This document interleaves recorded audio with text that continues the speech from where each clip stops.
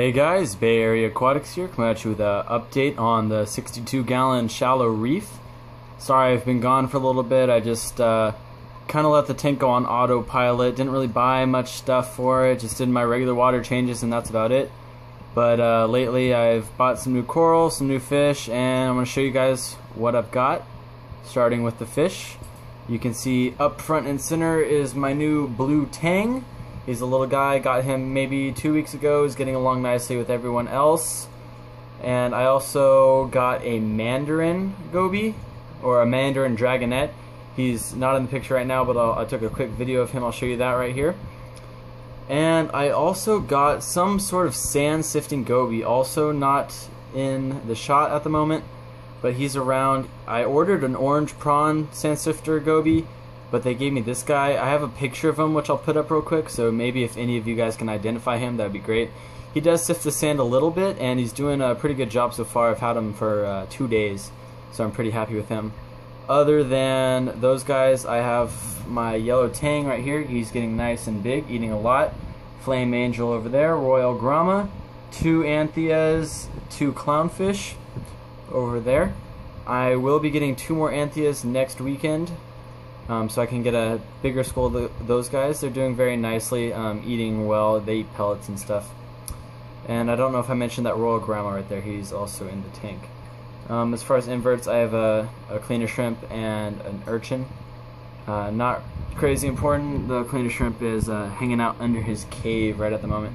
So I'm going to take you guys on a closer tour of the tank and show you all the corals I got. So we're going to start on the left side of the tank. This is where most of the fish hang out for whatever reason, away from my computer of course. And this is where I have the majority of my corals. I keep all the LPS and kind of lower light corals on this side because as you can see I have 3 different lights. I keep this one on the lowest intensity and then gradually work up. This allows me to keep the LPS happy. So we have 3 different candy canes. This one right here, not doing the best, never really was, not sure why. All my parameters are pretty much in check, so I might try moving that guy. This one is new. I got him a couple weeks ago. He's doing very nicely, nice and swollen. And then there's my old one way back there, not doing tremendous but not doing bad either, so that's good. I have a Blastomusa right there, growing its heads nicely. Has 4 right now, growing some more as we speak. Down here is a meteor shower Cyphastria, also doing pretty well. The growth isn't crazy or anything, but it is moving along. I got my green star polyps right there. Not spreading tremendously, they're just kind of hanging around, which is nice. I have my God of War zoas, which are slightly closed up right now because I just fed the fish and they were going all crazy around it. Moving over, I have my Duncan, which is a little tiny bit closed up right now. He usually gets a whole lot bigger, especially when I feed the corals. But he's really nice, growing a lot of new heads, that one. Back there I have a Hydra coral, which is kind of an LPS SPS mix, and it's doing very nicely. Lots of polyp extension on that. It's starting to crust as well. Down here I have some Euphilia. I have a frog spawn, which is doing its thing. It hasn't really started receding, but it's also not growing. I've had that since I had my 10-gallon, so who knows what it's doing. Right next to it I have a purple hammer, which is has 4 heads going on 5, so that's nice. Back there I have a Favia, which you can't really see. It's really white because of the lights, but it's doing very nice. It has some new heads on it as well. Down here, this is where we start getting into the higher light corals. We have my green bubble tip anemone. Ideally he would be on the other side of the tank in the higher light, but this is kind of where he ended up. He's doing very well. Clownfish haven't hosted him yet, but the female is starting to kind of put her nose in it and check it out, so that's always good news. Moving right along, we have my acan garden. So far I have 3 different types of acan, a large one, medium one, and a small one. Up here the large one is just a regular old orange acan, has a ton of heads. I lost track, and it keeps growing and growing and growing, so that's always good. I have this purple and green one right here, doing very nicely. It started off with 4 heads, now has maybe 6 to 8. And then this is the newest addition right here. This is a green and orange one, and it has 1 head right now, but it is about to maybe split into 2 or 3 more, so I'm looking forward to that.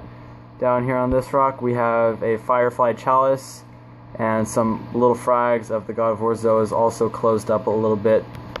And then up here is where we start the SPS. I have a Postelepora.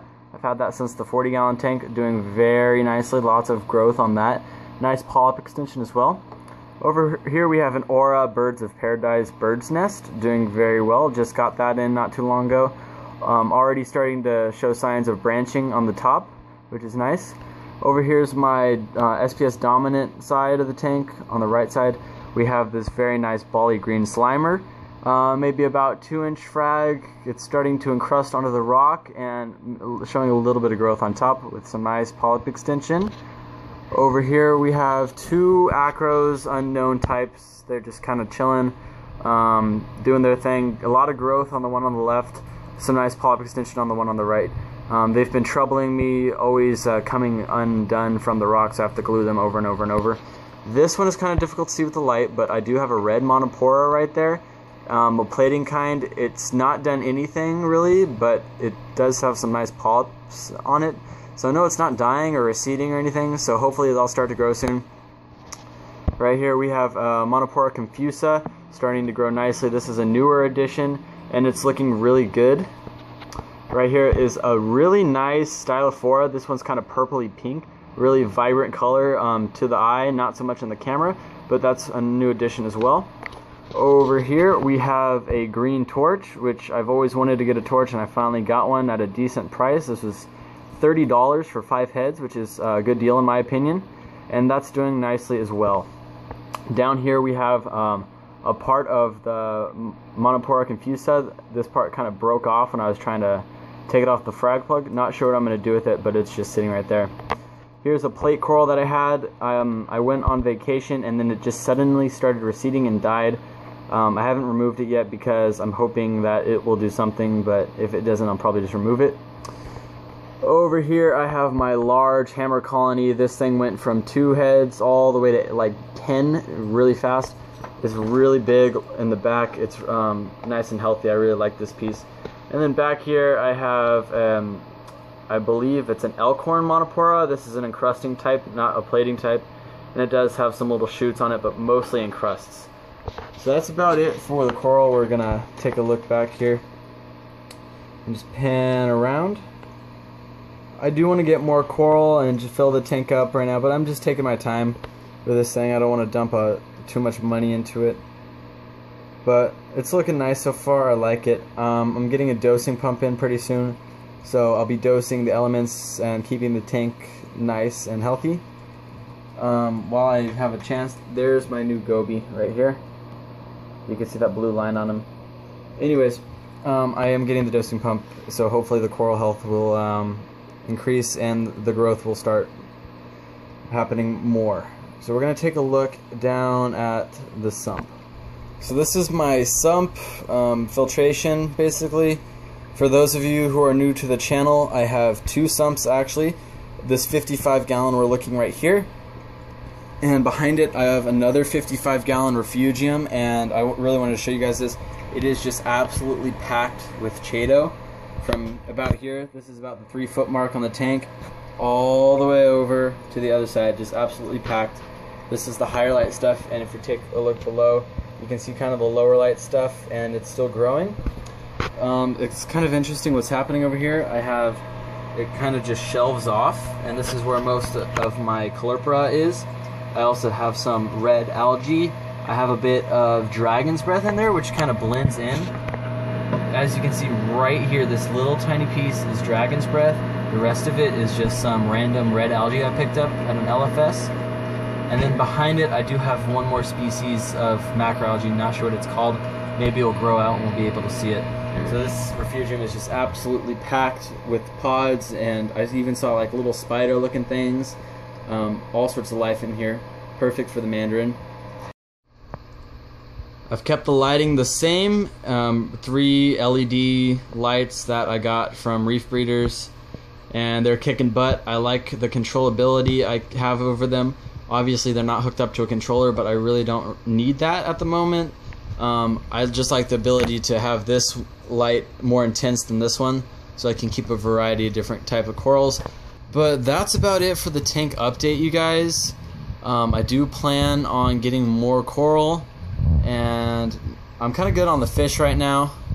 I do have a pretty stocked tank. The tangs will get bigger, I know this, and if they get way too big, I do have a home for them. But in the meantime, they're perfectly fine.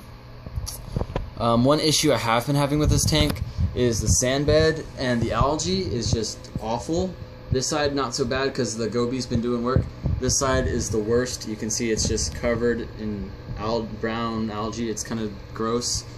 But hopefully this little goby can remedy that. I just got him 2 days ago. So crossing my fingers he doesn't jump the tank or end up in the overflow box. The previous gobies I've had always, like every other day, would end up in the overflow box. I do have a guard on my my drains there, so he just kind of hung out until I caught him. But yeah, I haven't found him in the overflow box or on the floor yet, so that's a good sign. That is about it. I'll keep you guys up to date if anything changes, if I get any coral, what have you. I might do a video on the dosing pump and how I set that up. Space is pretty limited in my sump right now. I might have to put it off to the side with calcium, alkalinity, and magnesium tanks. But I'll show you guys when that gets here. So I want to thank you guys for watching. Don't forget to like the video, comment, tell me what you think, and subscribe. See you guys.